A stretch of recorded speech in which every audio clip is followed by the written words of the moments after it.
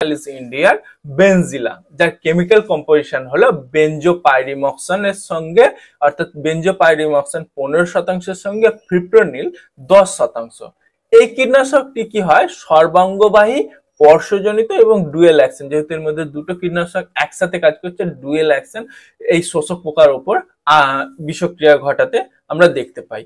প্রথমে পাকস্থলীতে বিষক্রিয়া ঘটায়, তারপরে স্নায়ুতন্ত্রে বিষক্রিয়া ঘটে, যার ফলে প্রথমে পোকাদের খাওয়ার ক্ষমতা নষ্ট হয়ে যায়, বিশেষ করে নিম্ফ অবস্থায় যে রস শোষণ করে খাচ্ছে সেই খাওয়ার ক্ষমতাগুলো নষ্ট হয়ে যায়, যার ফলে খুব সহজেই পোকাগুলো মারা যায়। নিম্ফ অবস্থায় যে পোকাগুলো থাকে খুব সহজেই মারা যায়।